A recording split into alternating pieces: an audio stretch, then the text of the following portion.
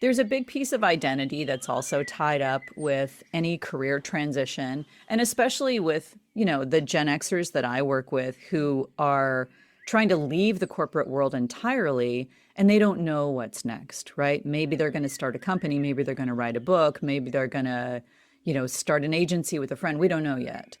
And they got so much of their identity from their job title, from their affiliation with a company, from the fact that they were a director level or they had a big team and they got a lot of status and clout from that. Mhm.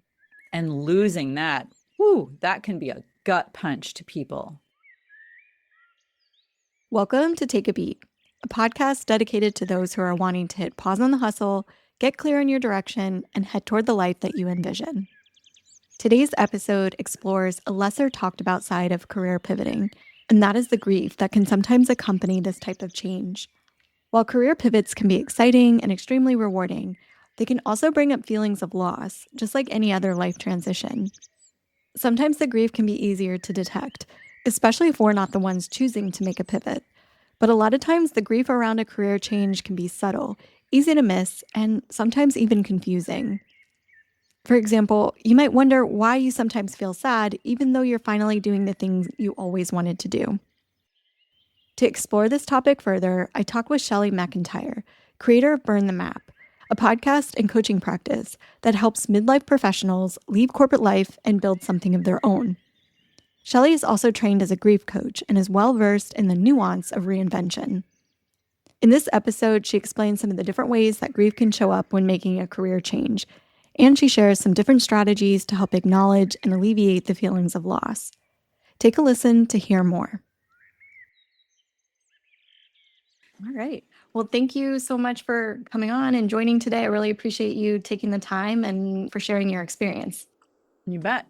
Maybe it could be helpful to kind of start off with your story, how you decided it was time for a career pivot and kind of even some of your career trajectory. Yeah, I mean, I spent the first part of my career in tech and then I transitioned to consulting. And the whole time I was like, I I'm interested in the work. I just followed my curiosity for each job. I didn't really have a career arc that I could have described to anyone. And once I got into consulting and I did like all of the jobs at this little company, it was great. And then there was just some voice in the back of my mind saying, this isn't quite it. You've abandoned some of what you loved when you were younger. You're not delivering on the creativity that you want in your life. So as I approached 50, those voices started getting louder, and I needed to pay more close attention to them and listen to what they were really trying to tell me, which led to a big pivot, which led to me leaving the corporate world and going out on my own. And what was that pivot like for you? Did you just all of a sudden decide I'm going to leave my job with nothing else lined up? Or had you been thinking about and sort of lining up alternate options for a while? Yeah, what was that like for you?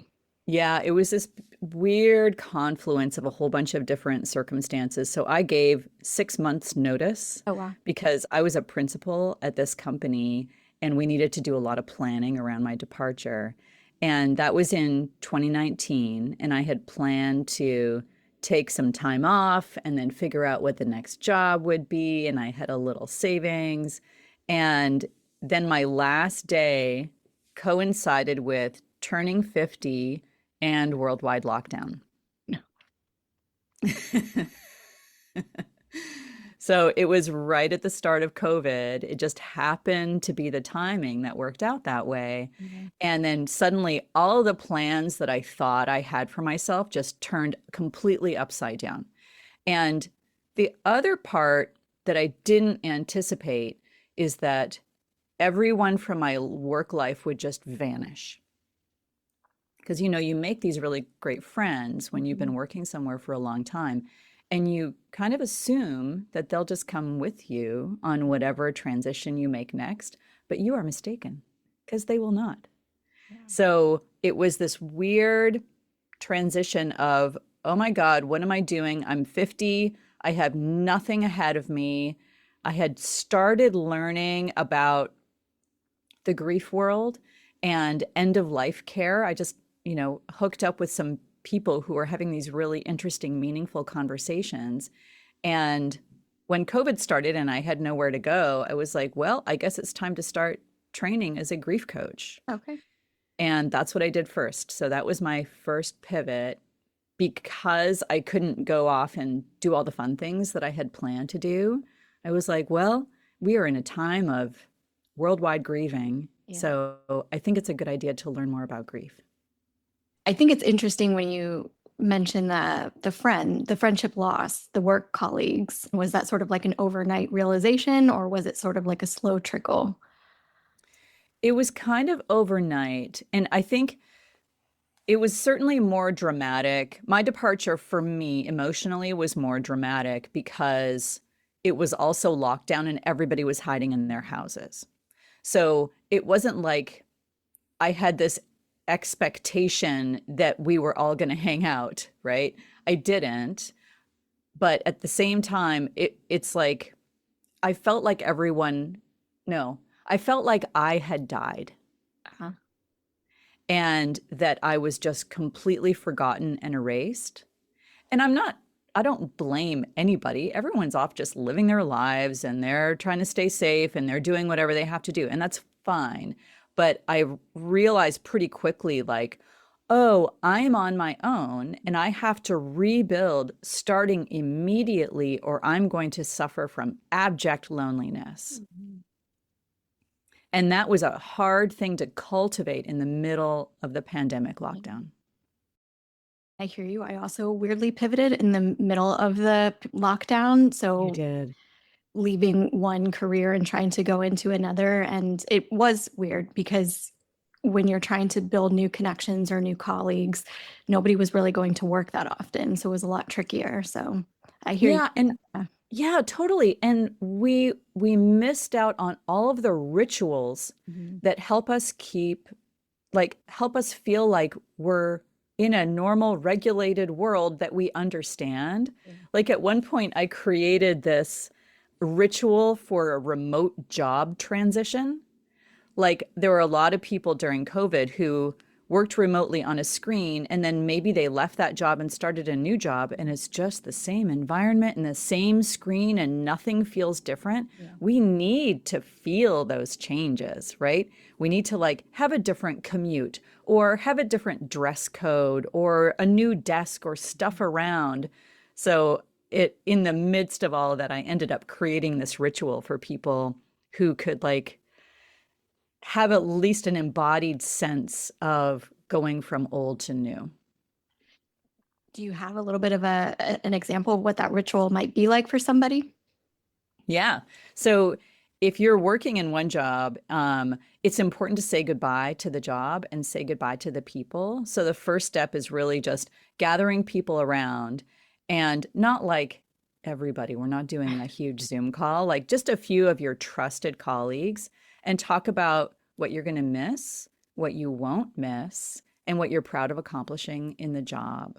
And share that and tell stories and say goodbye to each person and say goodbye to the company. Mhm. And then if you have like a performance review or some form from the company, the last company that you are working at, that you have printed out, have that in front of you and then shred it, All right. rip it up. Because we also need this like physical, tangible moment of release and just shredding some document or getting rid of a memento is a good way to do that. So that's kind of the saying goodbye to the old. And then as you enter the new thing, what I recommend to people is first rearrange your desk. If there's art in your office, move the art around, make it feel somewhat different. Mhm. If you have a memento from the new job, like if they've sent you a tchotchke or something, or even if you have like a little piece of art, designate that as the memento for what the new thing is. And then before you start your first day, even if you're already in your office in your pajamas, get completely dressed, get all your stuff together, pack up your laptop, get out of your house, walk around the block, and then come back in and set up. And then you can begin. And if you've got a new person that you know in your new job, get them on a Zoom and say, this is what I'm excited about, this is what I'm nervous about, and this is what I hope to accomplish. Yeah. And that can really mark a transition to something new. I think that's really helpful to give people the closure of one thing and then be able to move into the next thing without it feeling seamless or kind of like you're just wading through the water almost and being rocked more than you're making the actual choice. Yeah. Yeah, exactly. Because it's like jarring to your nervous system to suddenly just see a bunch of new faces on a screen. Yeah. And everything else feels the same. Like you have not taken the time to unwind from the last thing. Yeah. Well, as a grief coach or a former grief coach, but someone who's pretty well versed in the world of grief, are there other parts of leaving a job or leaving a career even that spark pieces of grief for people typically? Yeah. I mean, one thing that I keep coming back to is because it's such a handy shorthand is the self-determination theory, where we just need a sense of competence, autonomy, and connection to feel content in our lives. That's basically it. Competence, autonomy, and connection. So when we leave a job or leave a career, we suffer the losses of all three of those at once. We used to be really good at something, and now we don't get the opportunity to be good at that thing.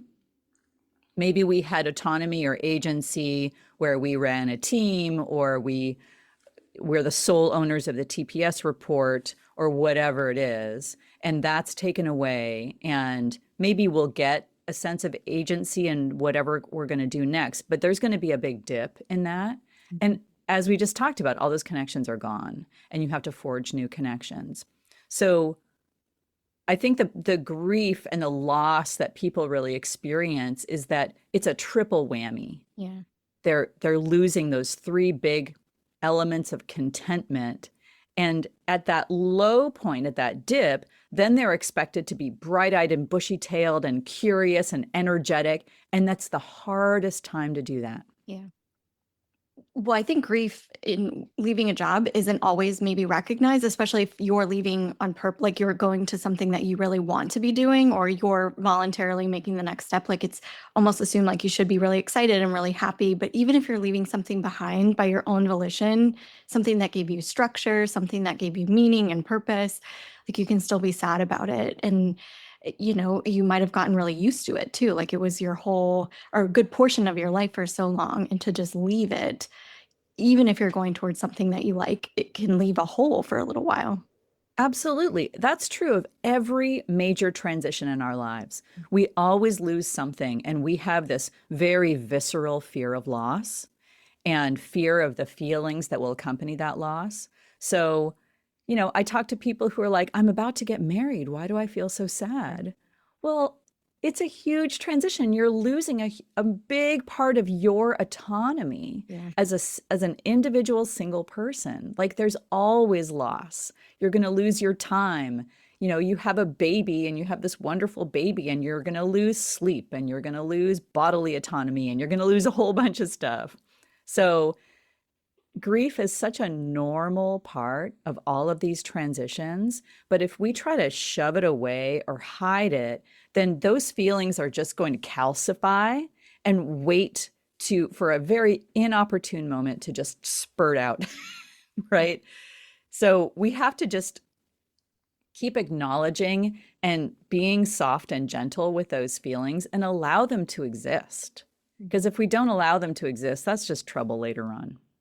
How might it pop up later on as an example? Yeah, I see it pop up as impulsive decision making, as spurts of anger, as sadness at like deodorant commercials. Like your grief will find a way to escape, right?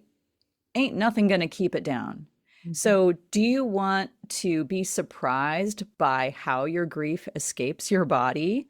Or do you want to nurture it and be the grown up who can be gentle with feelings? It's like a little sad kid, right? You don't tell the little sad kid to stop crying and go to their room because then they just break stuff. And there's a big piece of identity that's also tied up with any career transition, and especially with, the Gen Xers that I work with who are trying to leave the corporate world entirely and they don't know what's next, right? Maybe they're going to start a company, maybe they're going to write a book, maybe they're going to, start an agency with a friend. We don't know yet. And they got so much of their identity from their job title, from their affiliation with a company, from the fact that they were a director level or they had a big team, and they got a lot of status and clout from that. Mhm. And losing that, whoo, that can be a gut punch to people. Yeah.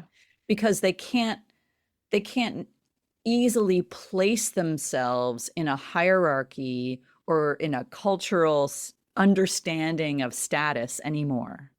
So they get out into the world and they meet somebody at a coffee shop or a networking thing, and they're like, well, what do you do?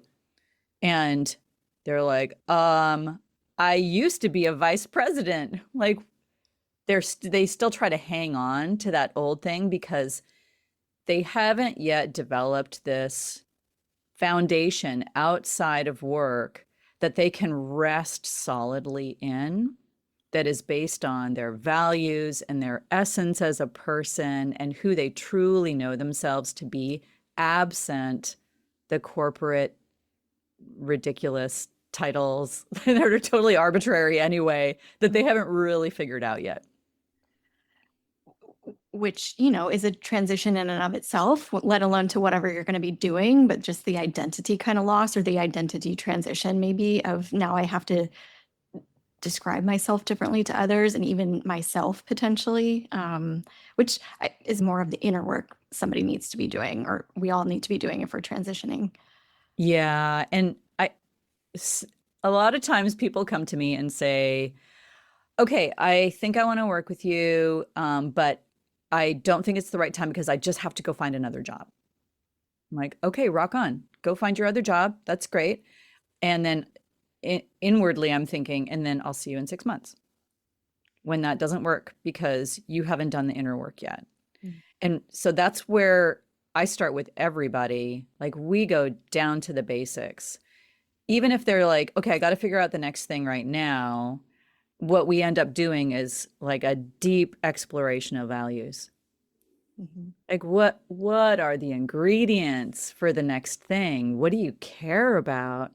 And how do you know you care about them? Is your behavior aligned with what you say you value? Yeah. Because values aren't just pretty words. They describe how we live and how we make decisions. Ideally. Yeah, exactly. And I think a lot of people are surprised if they say, well, responsibility is a big value to me. And when we dig in, we realize, oh no, responsibility was an adaptive mode that you developed to respond to the corporate environment that you don't want to be part of anymore. So, which of your values are actually adaptations to a broken structure, and which ones are truly who you are at the core? Because maybe creativity is under there. Mm-hmm. Maybe there's something else that you haven't gotten the ability to express, but outside of the corporate world, maybe you can. It's true. I think I like what you say about adapting to a structure versus really knowing authentically what is true to you, which I think a lot of us have to adapt to structures if we have to survive and put food on the table and all of those things. But then I wonder if this is sort of similar to what you talk about in terms of feeling scattered after leaving maybe like the corporate world or a more structured job format, where it can feel maybe a little lost in the wind. Yeah, let's talk about that period. This is my favorite, juiciest period after somebody leaves and maybe before they've started the next thing. It's, this liminal space, the in-between time where you might feel like a little drunk, or you can't make decisions, or you go into a room and you can't remember why you came into the room, Yeah. or you're very frantic and you start 20 projects that you've been putting on the back burner, but you can't finish any of them. Yeah. This is a normal part of leaving corporate that I call off-gassing. Oh, It's like all of the fumes of your last situation are kind of radiating off of you. You can't do anything about them. And unfortunately, instead of learning how to rest and treating ourselves really well and walking in the forest and eating great food, which is the antidote, which helps us through the off-gassing period, instead, we try to be super productive. We just try to continue the the routines and the productivity modes and the persona even that we had in the last job in a place where it's not appropriate anymore. It doesn't work anymore. but usually that feels better in the beginning because it's more routine. So you're going toward what feels good until the new normal feels better than the old one. Yeah. Yeah. So like that's a great point because when people are like, well, wait a second, am I not supposed to start 10 projects? Because I have all this energy, Yeah. right? They still have residual energy from the last thing. And I say, go for it.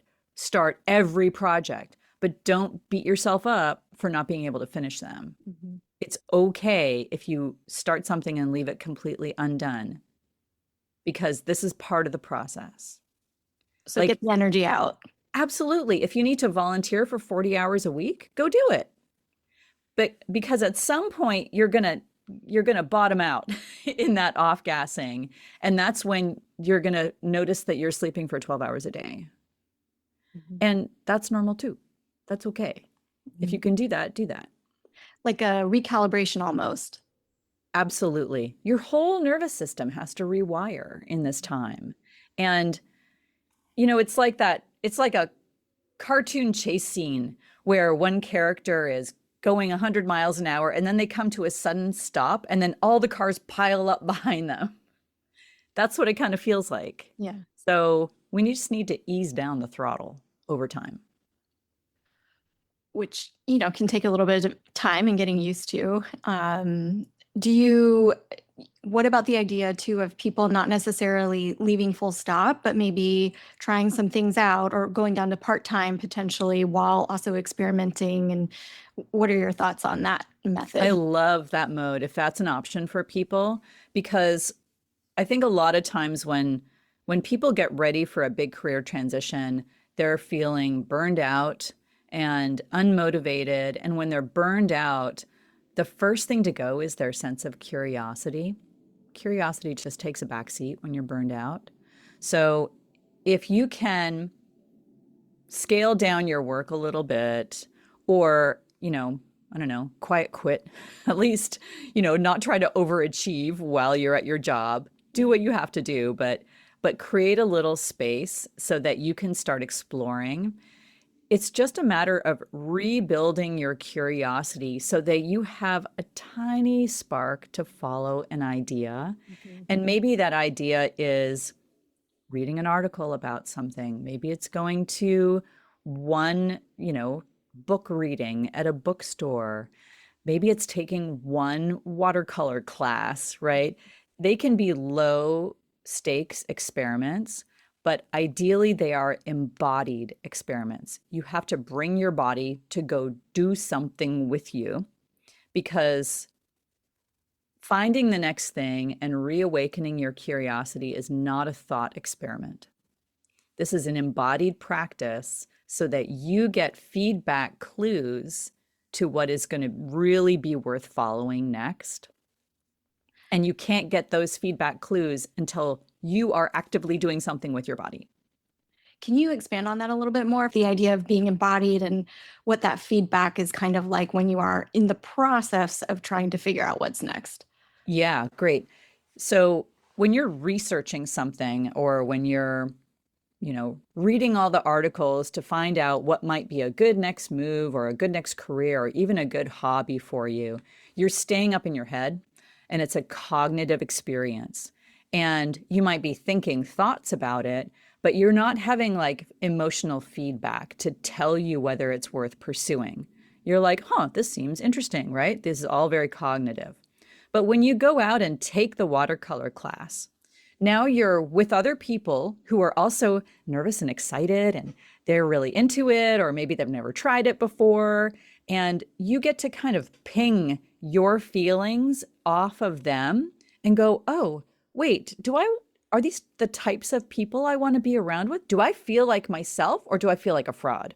Am I nervous or am I anxious? Like you get to really check in with your emotional state and then you get to make something. Like that is, if we go back to self-determination theory, maybe you're not good at it yet, but you have autonomy over the thing that you're making and you're making something tangible. You're creating something out of thin air, out of nothing.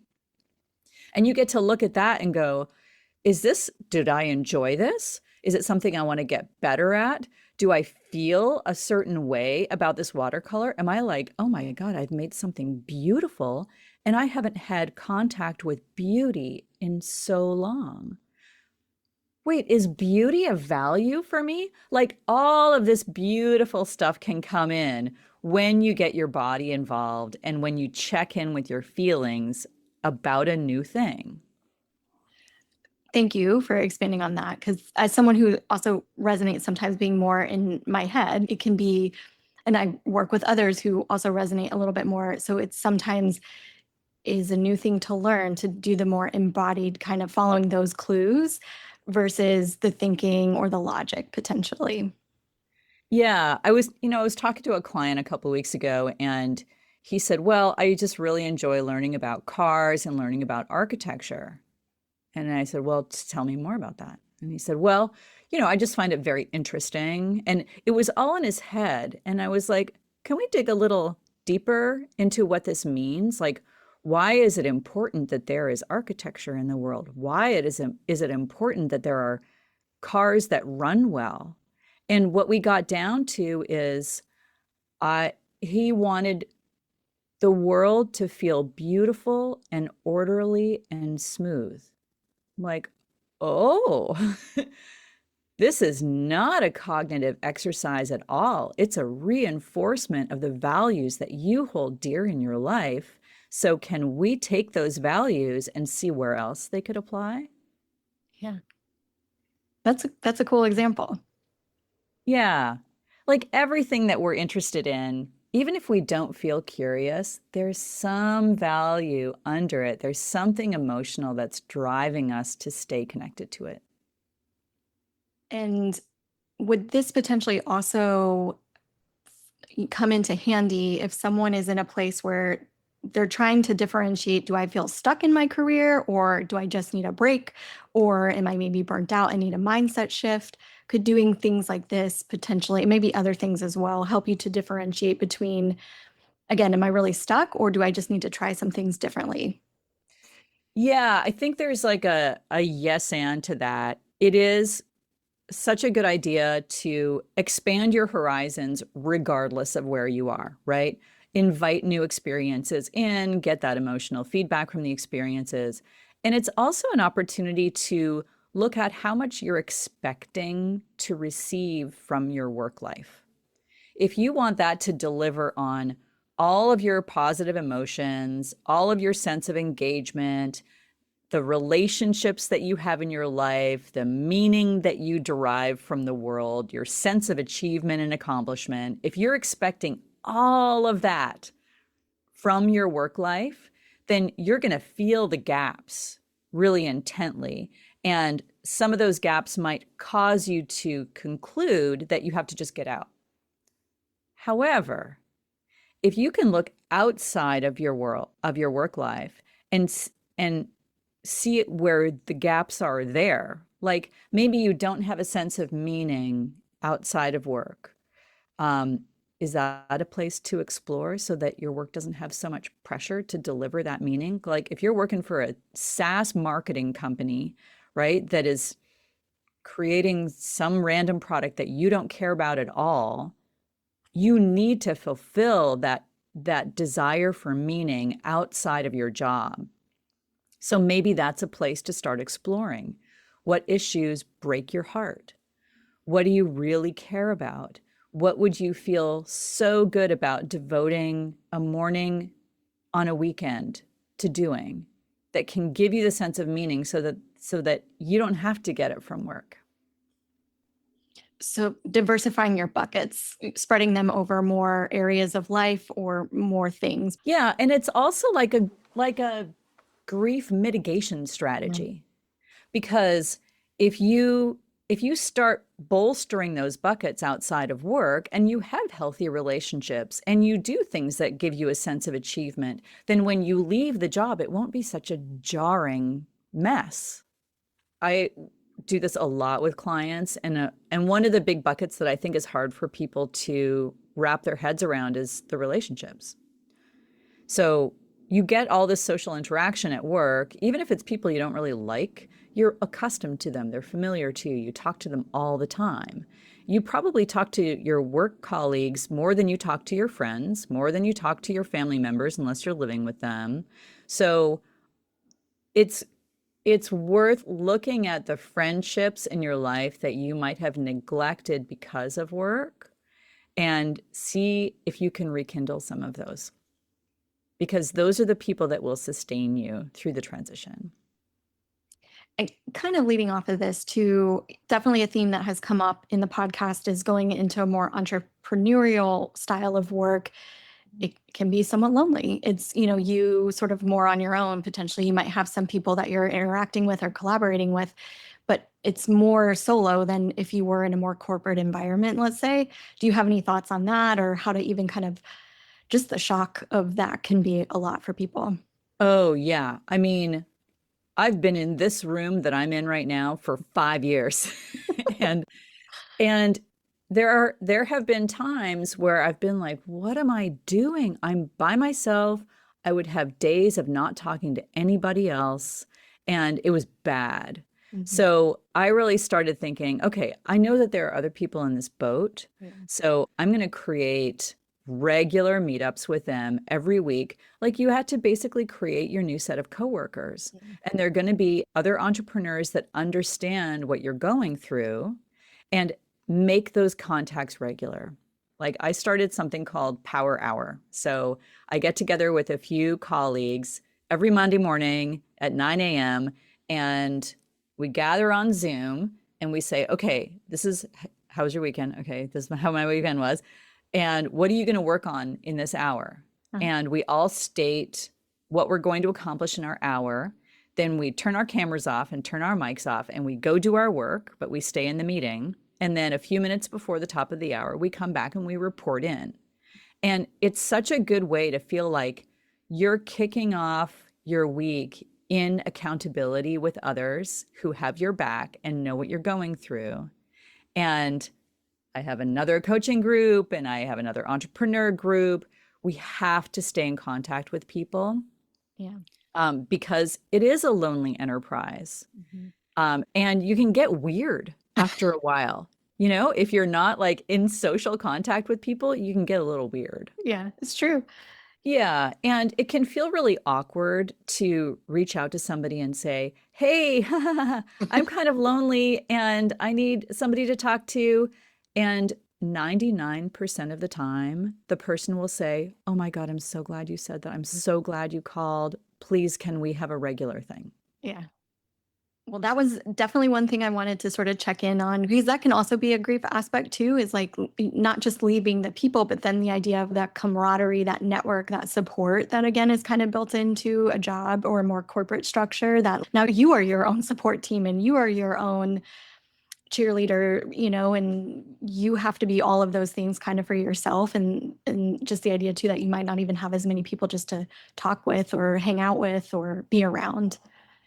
Yeah, and I think it's also a level deeper than that even. You don't have other people around you that you can ping yourself off of, right? When we have other trusted colleagues who might say, oh my God, I can't believe you wrote that. That was amazing. Or great job on that project. You get to feel like, oh, I'm valid as a human and I'm contributing to society and this work. And you have to provide suddenly all of that for yourself when you're an entrepreneur. That is really hard. Definitely. I guess to switch gears just a little bit, but I did want to ask about the idea of reinvention in your 40s and 50s in particular, and how that can be unique, different, maybe more or less challenging Yeah. in earlier life pivots. For sure. Yeah, I think early in our lives, we're so accustomed to change. We're really good at it and we're like, "Oh, I'm moving here now. Okay, I'll move there." Right? We can kind of go with the flow a little better. When we're in our 40s and 50s, we tend to be a little more established. We might have kids that need stability. We might have been doing the same type of job for a long time, and we're less adept with change. And at the same time, we're craving it. Um, because I see a lot of people as they turn 50, like all of the F's fly out the window and they have much less patience with shenanigans at work. And the women are going through perimenopause, and there's a whole bunch of stuff associated with that. Their patience is at an all-time low. And so they're like, I got to get out of here, but I'm terrified of the change because it's been so long since I've done something really major. So I think there's something unique around this Gen X generation because they've got these kids that are maybe not quite launched yet. They have parents who are aging, so they're really sandwiched. And and yet their souls are rotting and they must do something else because they're going to live for still a really long time. Yeah. Well, it makes risk taking, maybe, or even calculated risk taking more risky when you do have all of these other responsibilities and maybe haven't had a significant change in a while. Yeah, and I think there are a lot of, I mean, there are a lot of really good rational reasons for people to stay stuck where they are and not make a change. They might, a lot of people cite money fears or I don't want to disrupt the family situation. Sure, but also like are you clear on the money situation? Like, do you have more options than you actually realize? And are you undermining the capacity of your family to withstand a change that could actually make you happier? They might relish a change that results in your happiness. Well, I guess if someone is feeling stuck at the moment and they're not sure what the next step could be for them, but they're just feeling stuck, they know they're stuck, they're not really sure what to do, what do you typically remember or recommend as one step that they could take toward more clarity?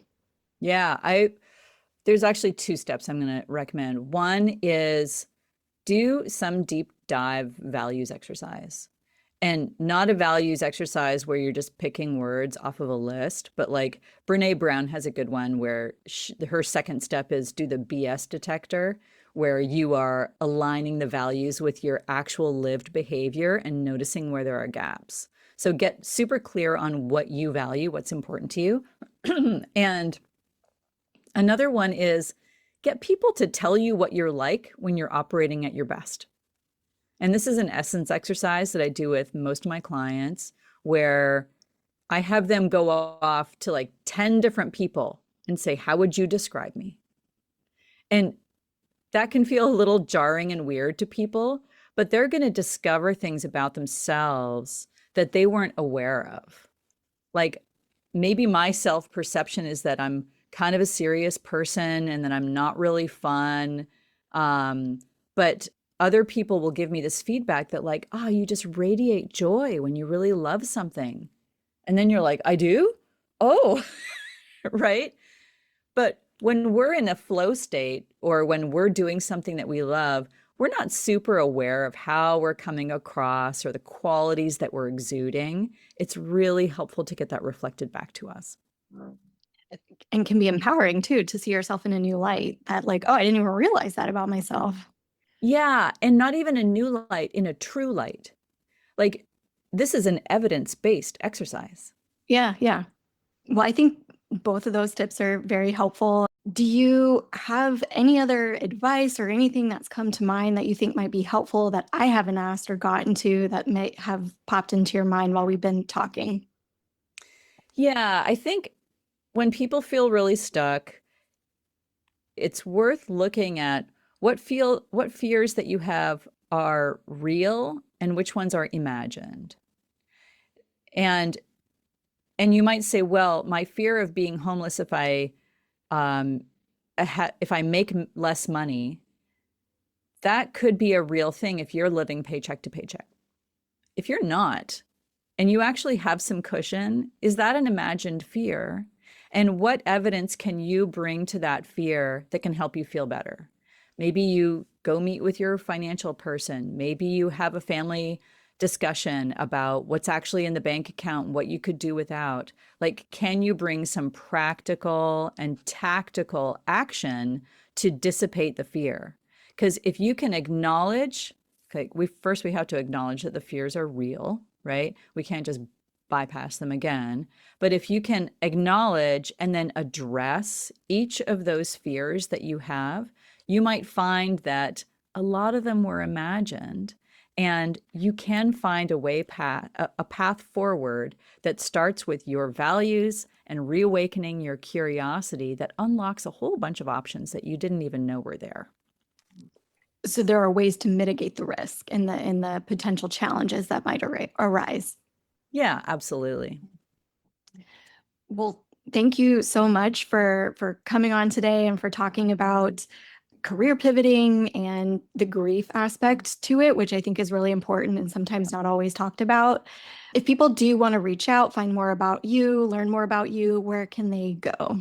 Yeah, they can go to burnthemapcoaching.com and check out my podcast, Burn the Map.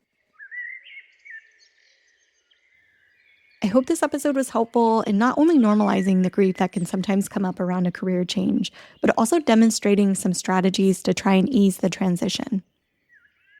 As an additional note, if you're a career pivoter or entrepreneur struggling to put your value into words, or if you can't quite explain your why, check out takeabeatcoaching.com to learn more about a one-on-one coaching program designed to help you clearly tell your story. Thanks for listening, and take care.